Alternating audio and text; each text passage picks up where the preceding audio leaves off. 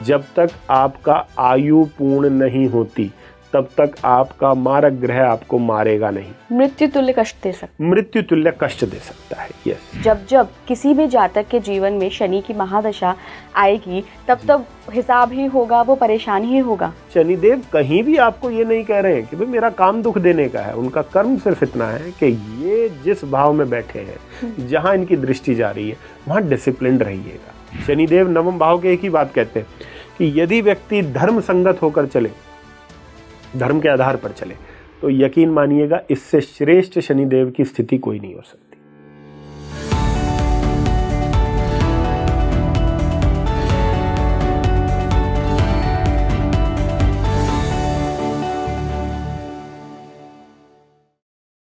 नमस्कार इंडिया, आप देख रहे हैं स्पीकिंग ट्री। मैं हूं आपके साथ इला गोस्वामी।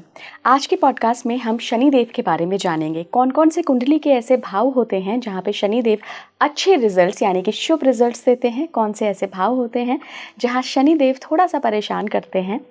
शनिदेव क्या कहना चाहते हैं आपकी कुंडली के ज़रिए, कौन से ऐसे पास्ट लाइफ के कर्मों को शनिदेव उजागर करना चाहते हैं, वो चाहते हैं कि आप इन कर्मों को सही करें।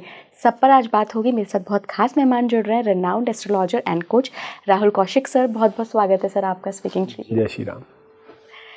सर शनि पे बात होगी, हमने राहु पे बात की और बड़े ही अच्छे तरीके से आपने राहु को एक्सप्लेन किया। अब हम शनि की बात करेंगे। शनि एक ऐसा ग्रह है जिसको बड़ा ही, उनको भी बड़ा बदनाम करके रखा हुआ है लोगों ने कि शनि की ढैया आ गई, परेशानियां बढ़ जाएंगी, 7.5 आ गई, परेशानियां बढ़ जाएंगी। लेकिन मैंने ऐसा सुना है कि शनि धन का कारक भी है। शनि अगर मेहरबान होते हैं तो पैसे से भी आपको लाभ पहुंचाते हैं। शनि आपको लाइफ में रियलिटी दिखाते हैं, मेहनत करवाते हैं, लोगों की इज्जत करना, छोटे तबके की इज्जत करना सिखाते हैं। शनि क्या है आपके लिए? ठीक है जी। देखिए, जितना मैंने शनि महाराज को जाना है, समझा है, तो जब हम बृहद पराशर होरा शास्त्र पढ़ते हैं तो उसमें हर ग्रह को एक शब्द के साथ जोड़ दिया है। तो उसमें कहा है कि जो शनि महाराज है वो काल पुरुष की पीड़ा है या दुख है। अच्छा। तो काल पुरुष का जो दुख का है वो शनि महाराज को कहा है। लेकिन दूसरी तरफ हम ये भी कहते हैं कि शनि महाराज जो है कर्म कारक है, न्याय के देवता है। तो अगर इन दोनों चीजों को सम्मिलित किया जाए तो हमें एक बात पूर्ण रूप से ये पता चलती है कि शनि महाराज ना तो हमारे लिए सही है, ना वो हमारे लिए गलत है। वो हमारे लिए ठीक वैसे हैं जैसे हमारे कर्म हैं। और यही कारण है कि जब नक्षत्र की सूची हम निकालते हैं, जो सीरीज जो चलती है नक्षत्र की, उसमें बृहस्पति के नक्षत्र के ठीक बाद जो है वो शनि महाराज का नक्षत्र आता है। और यही कारण है कि बृहस्पति की जब भी आपको महादशा आएगी या बृहस्पति की अंतर्दशा आएगी तो उसके ठीक बाद शनि की महादशा या अंतर्दशा आएगी। और ऐसा क्यों ये क्रम दिया है? क्योंकि धर्म का कारक ग्रह कौन है? धर्म का कारक ग्रह है बृहस्पति। और कर्म का कारक ग्रह कौन है? शनि। और न्याय कारक देवता कौन है? शनि महाराज। इसलिए ये बात इसको सुनिश्चित करती है कि जो व्यक्ति धर्म के आधार पर चला है, धर्म के तहत उसने अपने कार्य किए हैं, धर्म संगत या धर्म के अनुसार ही जिसने अपने जीवन को जिया है, कभी भी शनि की दशा या अंतरदशा में उसको बहुत ही भयानक पीड़ा का सामना नहीं करना पड़ेगा। दुख आएगा, तकलीफ आएगी, लेकिन क्यों? वो नैतिकता के आधार पर उसने अपना जीवन जिया है, उसको समस्याएं नहीं आएंगी। और आज मैं आपको एक बात बताता हूँ बहुत इम्पॉर्टेंट, शनि महाराज को और अच्छे से समझने की। आप देखिएगा मेजॉरिटी ऑफ द केसेस में जब बृहस्पति की दशा में एक व्यक्ति ने बहुत इमेंस तरीके से राइज किया होता है, बहुत अच्छा पैसा कमाया होता है बृहस्पति की महादशा में, तो जब बृहस्पति की महादशा एंड होने को होती है तो बृहस्पति की महादशा में जो अंत में जो अंतरदशा आती है वो राहु की आती है। और राहु क्या है? राहु इल्यूजन है। तो कई दफा आप ये देखोगे कि बृहस्पति की दशा में व्यक्ति अपने बने बनाए साम्राज्य को बृहस्पति की महादशा और राहु की अंतरदशा में डुबो देता है या उसको ठिकाने लगा देता है। और ऐसा क्यों होता है? क्योंकि आने वाली महादशा कौन सी है? शनि की है। हिसाब करेंगे तो शनि जो है वो पहले ही न्याय करने बैठे हैं कि भैया तूने बृहस्पति की दशा में जो सब नैतिकता को एक तरफ रख के, जो सब धर्म को एक तरफ रख के जो तूने धनार्जन किया है, अब मेरी बारी आ गई है उसको सही तरीके से तेरे को ये समझाने की कि जीवन में सत्य असत्य, धर्म अधर्म क्या है।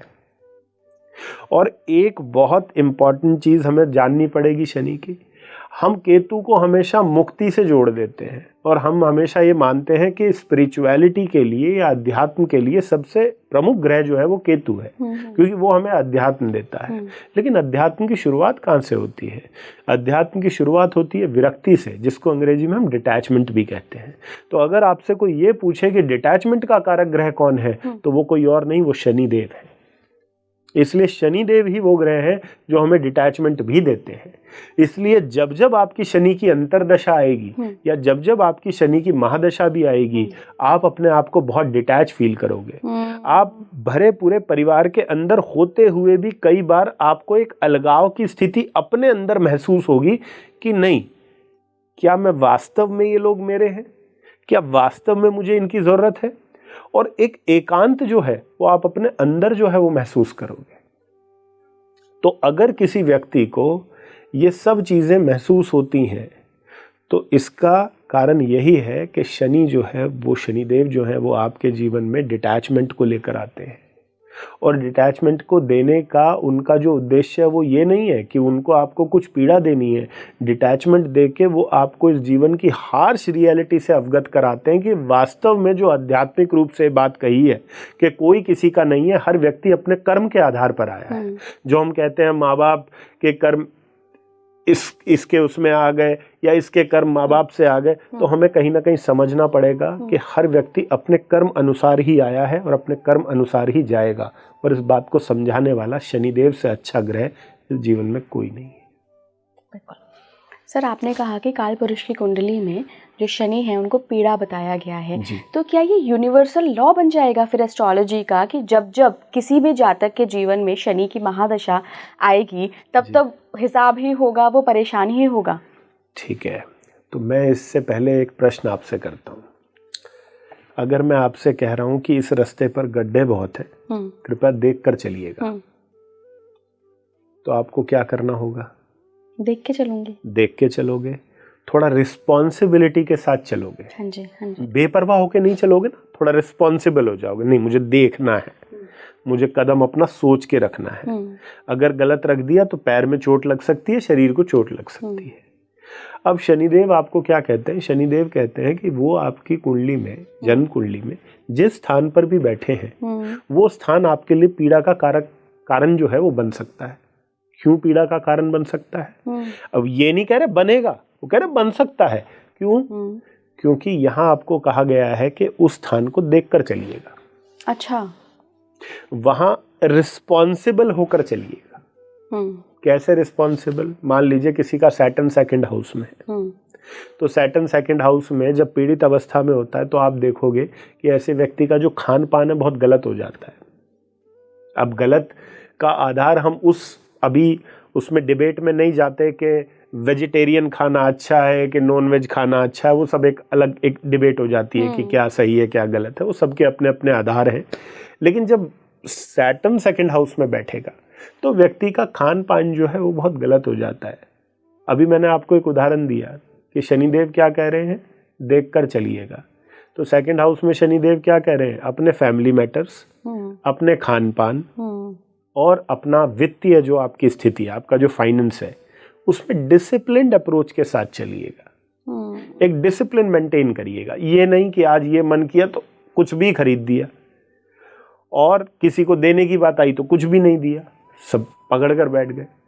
खाने का मन हुआ तो इतना खा लिया कि अनकंट्रोल्ड, ना खाने का मन हुआ तो कुछ भी नहीं खाया। तो इसमें डिसिप्लिन तो कहीं भी नहीं है। कहीं नहीं। तो जब जब आप उस डिसिप्लिन को ब्रेक करोगे तो वो डिसिप्लिन को ब्रेक करना आपके दुखों का कारण बन जाएगा। इसलिए सैटर्न सेकंड हाउस में आपको वेल्दी भी बना सकता है और आपकी वेल्थ ले भी सकता है। आपको बहुत अच्छे अच्छे आहार भी दे सकता है खाने को और आपको उसी आहार के थ्रू फूड पॉइजनिंग भी करा सकता है। तो इसलिए उसको कर्म भी कहा है, उसको डिसिप्लिन भी कहा है और उसको पीड़ा भी कहा है। इसका अर्थ है कि शनि आपके कुंडली में जिस स्थान में बैठा है लगन में भी देखो, नवांश में भी देखो, यदि आपने उस स्थान से जुड़कर कुछ नेगेटिव किया तो कहीं ना कहीं शनिदेव की मार आपको झेलनी पड़ेगी और वही चीज आपकी पीड़ा का कारण बन जाएगी। इसके अलावा एक जो बहुत इंपॉर्टेंट चीज शनि की देखने की है, तो शनिदेव को 2 दृष्टियां जो है वो मुख्य रूप से मिली हैं। सप्तम दृष्टि के अलावा उसको तीसरी दृष्टि भी मिली है और 10वीं दृष्टि भी मिली है।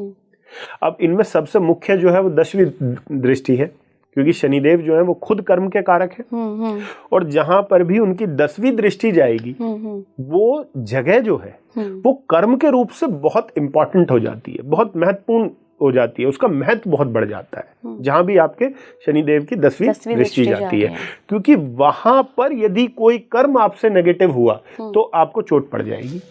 ये तो जैसे जरूरी बात है, जैसे शनि चतुर्थ भाव में बैठा किसी का, अब चतुर्थ भाव किसका है? घर परिवार का है। तो आपको रिस्पॉन्सिबल होने के लिए किसके लिए कह रहा है ईश्वर? घर परिवार के लिए, अपनी फैमिली के लिए। इसलिए यहां पर ईश्वर आपसे सारी ड्यूटीज पूरी करवाएगा, ये भी करो परिवार के लिए, ये भी करो, ये भी करो, ये भी करो। अगर करते रहोगे तो सकुशल रहोगे, जैसे ही करने से बचोगे पीड़ा आ जाएगी। 10वीं दृष्टि कौन से घर पे चली गई? शनिदेव की चौथे घर से होके लगन पे। लगन कौन है? शरीर है। अगर कोई भी अनैतिक कर्म किया, कोई भी अनैतिक कर्म आपसे हुआ तो किसको वो दुख झेलना पड़ेगा? शरीर को झेलना पड़ेगा। अष्टम भाव में शनि वाले को ज्योतिष बहुत सोच के करना चाहिए। अष्टम भाव में शनिदेव जो है बहुत अच्छा ज्योतिषी बना सकते हैं, लेकिन बहुत पीड़ा भी दे सकते हैं। क्यों? क्योंकि कर्म के कारक है। अष्टम भाव में चला गया, ज्योतिष का है, ऑकल्ट का है, व्यक्ति को ज्योतिषी बना दिया। लेकिन 10वीं दृष्टि कौन से घर पे जा रही है? पंचम भाव पे। किसका है? बुद्धि का है, संतान का है। अगर ज्योतिषी के रूप में आपने कोई अनैतिक कर्म किया, आपने किसी को पीड़ा दी, आपके कथन से किसी को पीड़ा हुई, तो उसका जो दुष्प्रभाव है वो आपकी बुद्धि और आपकी संतान दोनों को झेलना पड़ेगा। ये 10वीं दृष्टि बता रही है। तो शनिदेव कहीं भी आपको ये नहीं कह रहे हैं कि भाई मेरा काम दुख देने का है। उनका कर्म सिर्फ इतना है कि ये जिस भाव में बैठे हैं, जहां इनकी दृष्टि जा रही है, वहां डिसिप्लिन्ड रहिएगा, वहां रिस्पॉन्सिबल रहिएगा। वो रिस्पॉन्सिबिलिटी आप लेकर आए हैं अपने जीवन में। आपने कुछ काम ऐसे किए हैं जिस कारण से इन घरों की रिस्पॉन्सिबिलिटी ईश्वर ने आपको दी है, और यदि आप उससे भागे, यदि आप उससे दूर गए, तो डेफिनेटली आपको पीड़ा आएगी ही आएगी। सर, शनि की कौन सी पोजीशंस कुंडली में अच्छी होती है, नवमांश या फिर लग्न कुंडली में? देखिए, अगर हम ज्योतिष के सिद्धांतों पर जाएं, जो प्राचीन सिद्धांत बने हैं ज्योतिष के, उसमें हमेशा ये कहा गया है कि जो नैसर्गिक क्रूर ग्रह हैं वो हमेशा कुंडली के उपचया भाव में ज्यादा अच्छे परिणाम देते हैं। तो यदि किसी का शनि 3रे घर में है, शनि किसी का 6ठे घर में है, शनि किसी का 10वें घर में है या 11वें घर में है, तो कहीं ना कहीं ये एक बहुत अच्छी स्थिति है। लेकिन यहां मैं एक चीज ऐड ऑन करना चाहूंगा, जिससे लोगों को ये पता चले कि कहीं पर भी हम ये नहीं कह सकते कि शनिदेव अगर किसी के किसी स्थान में बैठे तो गलत है या सही है। यहां मैं एक अप्रोच बता देता हूं। शनि की दृष्टि जहां जाती है वहां कहीं ना कहीं कुछ ना कुछ समस्याएं जरूर व्यक्ति को उत्पन्न होती है। अच्छा, दृष्टि जहां तो जाती है। 10वीं दृष्टि की बात कर रहे हैं आप? ये 3री दृष्टि की भी है, ये 7वीं की भी है और 10वीं की भी है। ठीक है, शनि की जो दृष्टि है वो ज्यादा जो है वो परेशान करती है, परेशान वाली मानी गई है। लेकिन अब बात ये आती है, क्या सभी को शनि की दृष्टि से प्रॉब्लम है?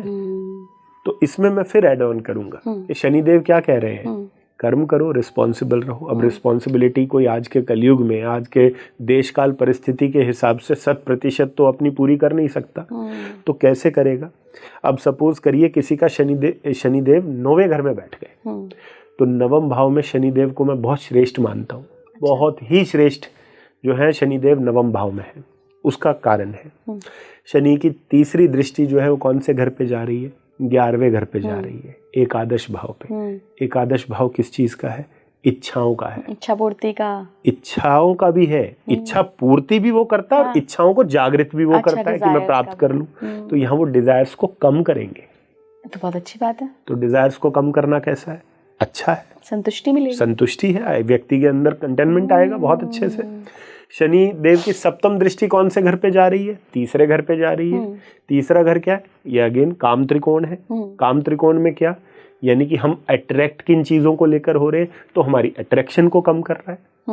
यानी कि हम बहुत ज्यादा किसी चीज से आकर्षित नहीं हो रहे, ये भी हमारे लिए बहुत श्रेष्ठ है। और 10वीं दृष्टि कहाँ जा रही है शनिदेव की? वो हमारे छठे भाव पे जा रही है, जहां हमारे रोग है, रिपु है, ऋण है। तो कभी अगर खराबी को खराबी हो रही है तो कैसा है? अच्छा है ना, क्योंकि छठे भाव में हमारी षड रिपु है। हाँ। हमारे सारे जो हम क्या कहते हैं, हम कहते हैं वो हमारा शत्रु है। हमारा शत्रु कोई और नहीं, हमारे अंदर की षड रिपु है, काम क्रोध लोभ मोह मद मत्सर्य। तो ये जब शनिदेव की दृष्टि वहां जाती है 10वीं दृष्टि, और बैठे कहाँ है शनिदेव? खुद नवम भाव में। तो यदि व्यक्ति धर्म संगत होकर चले, शनिदेव नवम भाव के एक ही बात कहते हैं कि यदि व्यक्ति धर्म संगत होकर चले, धर्म के आधार पर चले, तो यकीन मानिएगा इससे श्रेष्ठ शनिदेव की स्थिति कोई नहीं हो सकती। तो खास करिए अगर नवांश में है, लगन में, दोनों में बहुत अच्छा है। वहीं मान लीजिए शनिदेव की दृष्टि जो है, शनिदेव किसी के 8th हाउस में बैठे हैं, तो 8th हाउस से तीसरी दृष्टि उनकी कहाँ गई? 10th हाउस पे चली गई। या कह लीजिए लगन में बैठे हैं तो तीसरी दृष्टि कहाँ चली गई? 3rd हाउस में चली गई। तो एक नॉर्मल प्रिंसिपल मैं आपको यहाँ बताना चाहूंगा, जिसको कोई भी व्यक्ति अपनी जन्म कुंडली पे लगा सकता है और इससे बहुत अच्छे परिणाम उनको मिलेंगे। जब भी आप किसी नैसर्गिक क्रूर ग्रह को स्टडी करना चाह रहे हो अपनी कुंडली में, चाहे वो मंगल है चाहे वो शनिदेव है, क्योंकि इनको जो है वो स्पेशल दृष्टियां मिली हैं। शनिदेव को 3री और 10वीं, मंगल को 4थी और 8वीं। तो इनकी दृष्टियां जो हैं वो यदि उपचय भाव पर जाती हैं, 3रे घर पे, 6ठे घर पे, 10वें घर पे और 11वें घर पे, तो उपचय भाव के अंदर उतनी सामर्थ्य है कि वो इनकी दृष्टि के कुप्रभाव को रोक सके। रोक तो नहीं हम कहेंगे कि रोक सकते हैं, बट वो इसको थाम सकते हैं। इसका एक एडजस्टमेंट जो है वो वहां हो सकता है। लेकिन अगर इनकी दृष्टि लगन पर जाए, पंचम भाव पर जाए, नवम भाव पर जाए, वहां इनकी दृष्टि जो है वो थोड़ी सी प्रॉब्लमेटिक हो जाती है। क्योंकि हम कितना भी कर लें, हमसे डिसिप्लिन होने में कोई ना कोई चूक हो सकती है, हमारी रिस्पॉन्सिबिलिटी निभाने में चूक हो सकती है। तो वहां पर वो जो दृष्टि जाएगी शुभ भाव पर, 1 पर, 5 पर, 9 पर, वो हमें परेशानी में ज्यादा डाल सकती है। ये बिल्कुल सर, कई लोग ऐसा भी कहते हैं कि शनि आपका पैसे का कारक है।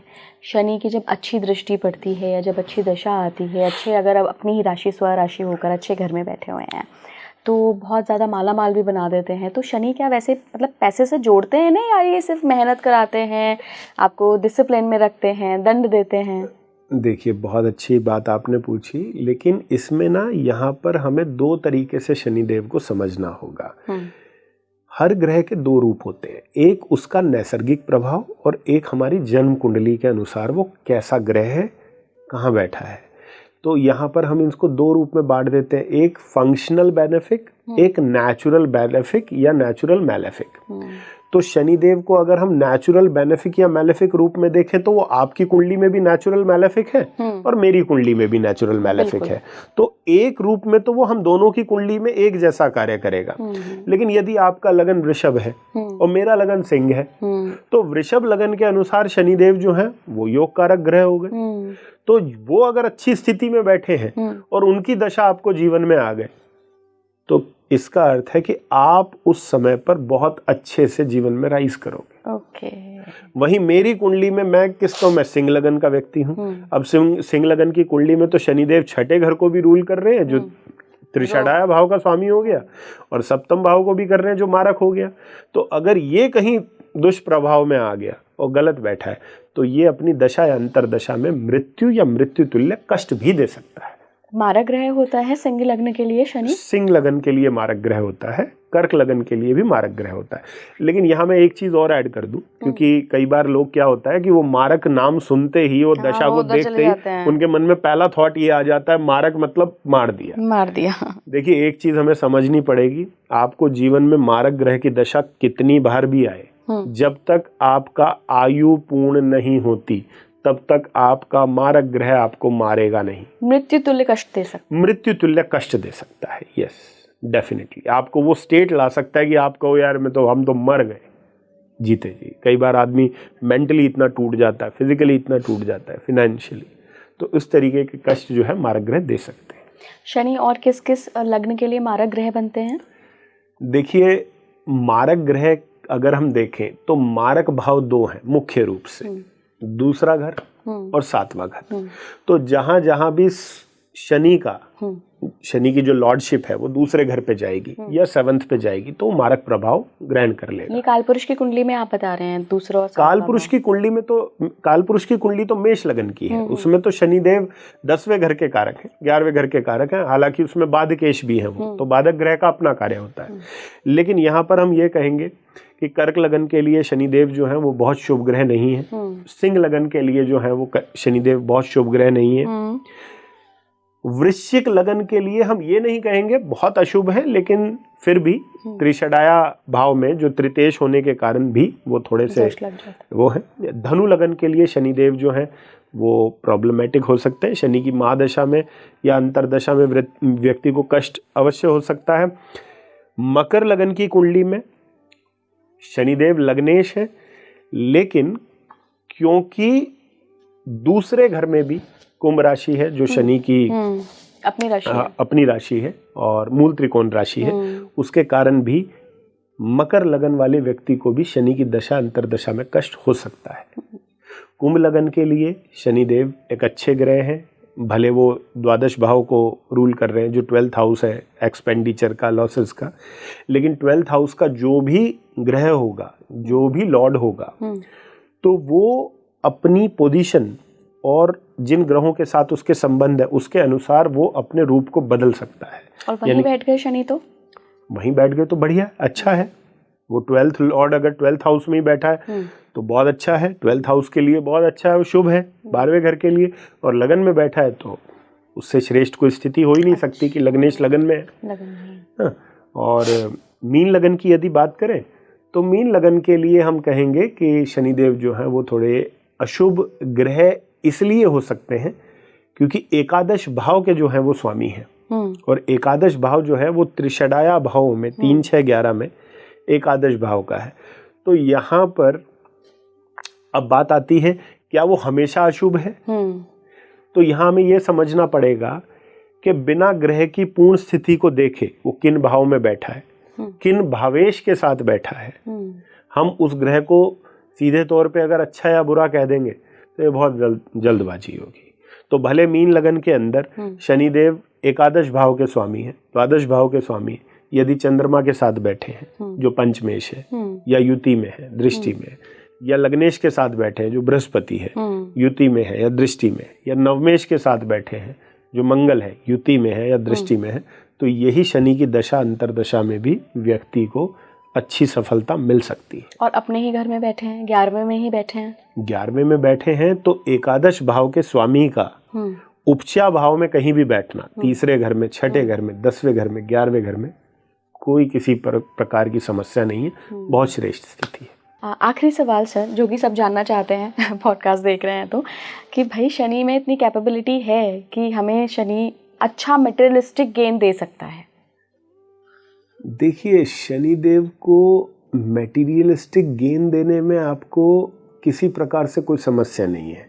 जैसे मैंने कहा, न्याय के देवता हैं, ये न्याय सिर्फ एक क्षेत्र में नहीं करेंगे, जीवन के हर क्षेत्र में न्याय करने बैठे। तो यदि आपने प्रयास किया है और आपके प्रयास जो हैं वो वास्तव में बहुत उचित तौर पर आपने उनको किया है, तो ये आपको धनी भी अवश्य बनाएंगे। और खासकर अगर आपकी जन्म कुंडली में शनिदेव कोई धन योग बना रहे हैं, अच्छा, या राजयोग बना रहे हैं, तो डेफिनेटली ये आपको लाभ देंगे।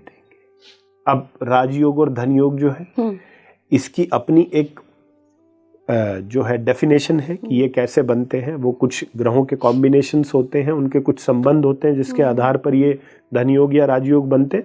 लेकिन शॉर्ट में मैं आपको ऐसे बता सकता हूँ कि हम काल पुरुष की कुंडली ले लेते हैं, मेष लगन है, तो धन भाव जो होता है, जो बेसिकली धन है, वो मुख्य रूप से 2 भाव से आता है। दूसरे घर से एकादश भाव से। दूसरा घर हमें धन संचय कराता है, एकादश भाव से हमें लाभ होता है। और हमारी जन्म कुंडली के 3 भाव के जो स्वामी हैं वो सदैव जो है वो शुभ कहे गए हैं। पहले भाव का, पंचम भाव का, नवम भाव का। तो जन्म कुंडली में यदि पहले भाव का स्वामी, पंचम भाव का स्वामी या नवम भाव का स्वामी दूसरे घर के स्वामी के साथ या एकादश भाव के स्वामी के साथ युति में हो, दृष्टि में हो या राशि परिवर्तन में हो, तो ये व्यक्ति को धन मिलेगा और उसी दशा में मिलेगा। इसलिए यदि कोई मेष लगन में जन्मा है, उसके कुंडली में शनिदेव की और सूर्य की युति है, जबकि सूर्य और शनिदेव की युति को अच्छा नहीं मानते हैं, लेकिन स्टिल मैं कहता हूं कि अगर मेष लगन की पत्रिका है तो सूर्य और शनि की युति बहुत अच्छी है। अगर मेष लगन की पत्रिका है तो नवमेश कौन हो गया? बृहस्पति हो गया। बृहस्पति देव और शनिदेव का कहीं भी आपस में युति होगी तो वो बहुत श्रेष्ठ है धन के लिहाज से। मंगल और शनि आपस में अच्छे नहीं माने गए हैं, लेकिन मैं कहता हूं अगर मेष लगन की पत्रिका है, मंगल और शनि कहीं साथ में है, युति में है, परस्पर दृष्टि में है या राशि परिवर्तन में, बहुत अच्छे है। तो इस आधार पर ही हम ये बोल पाएंगे कि शनिदेव व्यक्ति को धनी बना सकते हैं। लेकिन एक बात हम ये जान ले बहुत अच्छे से, मैं लास्ट में एक बात जो है शनि महाराज के लिए जरूर कहना चाहूंगा ताकि हर व्यक्ति को इस बात का स्मरण रहे। Shanidev is a delayer, he is not a denier. Wow, ये हमेशा हर व्यक्ति को शनिदेव को स्टडी करते समय ये बात ध्यान में रखनी होगी।